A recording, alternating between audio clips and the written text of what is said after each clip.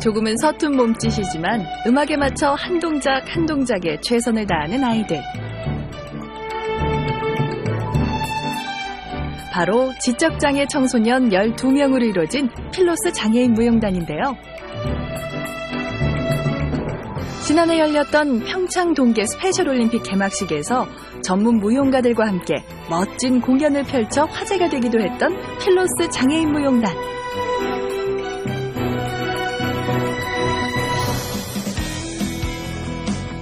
이들의 곁엔 늘 이 사람, 이민선 단장이 있습니다. 무용을 통해 지적장애 청소년들과 행복을 나누고 세상에 사랑을 전하는 그녀의 이야기를 들어봅니다. 이민선 단장님 안녕하세요. 네, 안녕하세요. 반갑습니다. 필로스 장애인 무용단, 어떤 무용단인지 시청자들에게 소개해 주시죠. 지적장애인 아동들에게 무용을 통해서 예술가가 될 수 있다는 꿈과 희망을 전달해주기 위해서 만든 전문 무용단체입니다.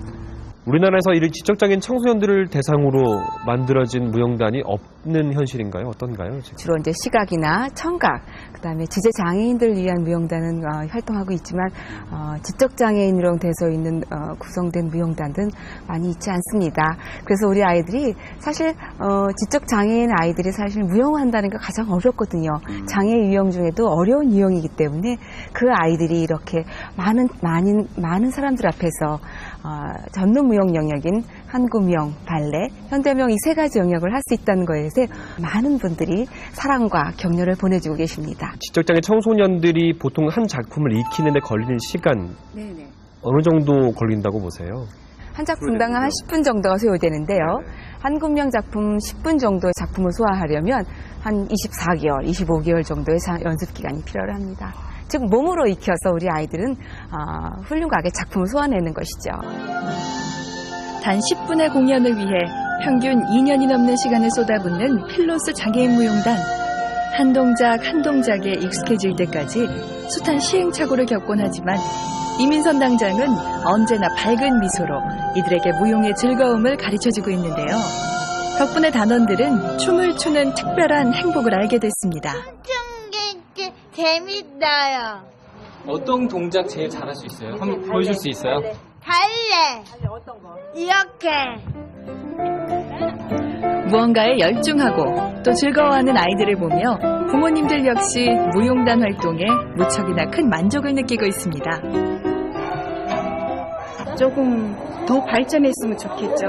사회생활도 할 수 있게끔.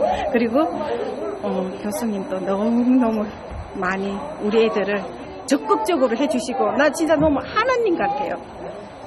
교수님, 내 애가 나도 부모인데 내 자식이 싫잖아요. 그런데 교수님은 뭐 아무것도 그거 하지도 않는데도 열성적으로 가르쳐 주시는 거 너무 감사하게 생각합니다. 어떤 계기로 이 장애인 무용단을 꾸리게 되셨는지 결심하게 된 계기가 궁금하거든요. 1998년이에요. 서울대학교 장애아동 체육교실이라는 곳에 무용교사로서 제가 자원봉사를 하겠다고 해서 그때 김의수 교수님께 찾아뵀어요. 그래서 그때부터 전 무용교사로서 처음으로 장애아동들을 만났고 그곳에서 무용을 가르치게 되었죠. 비장애 학생들을 가르칠 때 좀 다를 것 같은데 특히 지적장애 청소년들을 지도하는 데 있어서 단장님만의 어떤 나름대로의 교육 철학이 궁금합니다. 선생님이라 하면 학생들에게 어떤 내가 가지고 있는 많은 것들을 가르쳤을 때 이 아이들이 그걸 바로 익혀서 저한테 피드백, 나에게 어떤 모습을 보여줬을 때 그 결과물을 보였을 때 가장 행복합니다. 근데 우리 아이들은 그 결과물을 보여주기까지는 많은 시간이 필요합니다. 그래서 예전에는 제가 우리 아이들에게 그 결과를 다가가서 기다렸지만 이제는 제가 우리 아이들이 그 결과를 몸으로 익혀서 저에게 보여줄 것을 기다립니다. 그래서 제가 교육 철학이요, 이제는 기다려주자라는 것을 바뀌었습니다.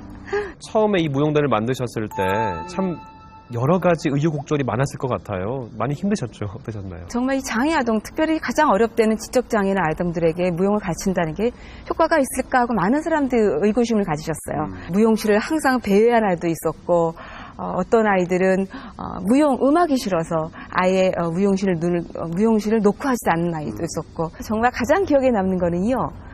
정말 이 어머니께서 저한테 와서 소원하시기를 무용가가 되게 해주세요가 아니었어요. 그때는 저한테 우리 아이가 노래를 부르게 해주세요라고 오셨어요. 그래서 처음에 무용단의 교실에 들어오지도 않았어요. 딴 아이들이 하는 것을 이렇게 빼꼼히 관심만 있고 또 집으로 가버리고 한 2개월 정도를 그러더니 어느 날 그 아이가 무용실로 들어오기 시작하더니 서서히 아이들에게 궁금한 눈초리를 보기 시작했어요. 우리가 무용실에서 쓰는 그 같은 음악을 듣고 우리 아이가 콧노래를 흥얼거리기 시작했다라는 얘기를 하시면서 아주 기쁨의 목소리로 저한테 전화 주셨어요. 네. 그 이후로 그 아이가 스스로 자발적으로 스스로 무용실에 들어와서 무용단에 아이들과 이렇게 몸도 부딪혀보고 조금씩 움직여보더니 이제는 무용단의 단원으로서 열심히 무용을 하고 있는 학생이 되었습니다. 단원들과 함께 공연을 많이 해오셨잖아요. 그중에서 가장 또 기억에 남는 무대는 어떤 무대일까요?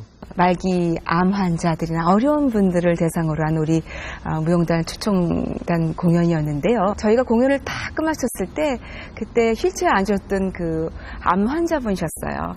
정말 뼈가 이렇게 앙상하고 정말 제가 보기에도 너무 힘드신 분이셨는데 우리 아이들의 공연을 보시고 가만히 앉으셔서 눈물을 흘리셨어요.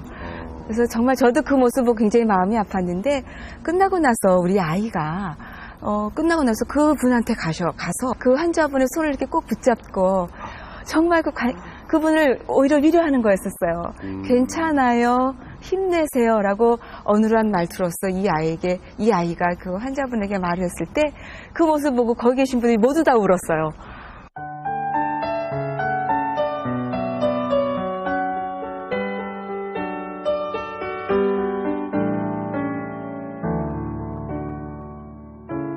단원들이 무용을 배우고 이제 공연을 하면서 처음과 가장 많이 달라진 부분은 어떤 부분이라고 보세요? 무용을 통해서 자신의 마음을 밖으로 소통하면서 세상과 소통할 수 있다는 것이 가장 큰 아이의 장점이지요. 사회성 발달. 그렇습니다.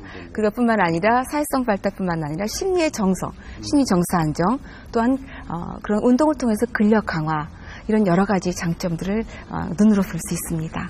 그럼 어떤 한 사례가 있을까요? 어떤 사회적으로 많이 좀 변화된 사례들이 하나 있으면 좀 말씀해 주세요. 무용단에 지금 조동빈이라는 학생이 있는데요. 네.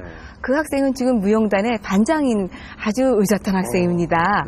네, 그 학생은 맨 처음에 왔을 때는 아주 위축되어 있고 그때만 해도 그렇게 일반 아이들과 다를 바가 없었는데 우리 무용단에서 무용을 배우고 또한 리더 역할을 하면서 지금은 오히려 동생들이 들어오거나 그러면 항상 자기가 리더가 되어서 우리 무용단의 큰 형의 역할을 합니다. 그러면서 자기가 힘든 일은 본인이 나서서 아이를 가르쳐주기도 하고 동생들에게 오히려 이렇게 지도를 해주기도 하고요.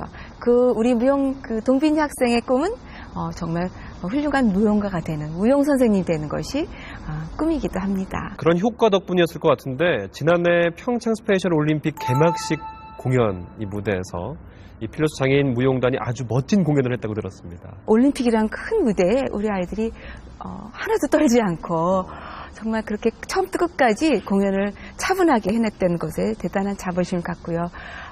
세계 많은 이에게 이런 지적장애인 무용단의 모습을 통해서 많은 지적장애인들에게 우리도 무용가가 될 수 있다는 꿈과 희망을 전달했던 것을 우리 아이들에게 큰 박수를 보내고 싶습니다.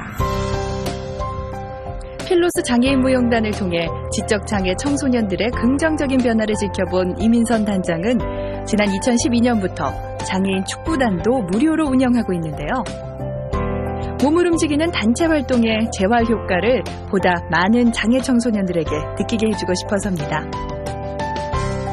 또 지적장애 청소년들의 부모님들을 위해선 무료 난타 수업도 진행하고 있는데요.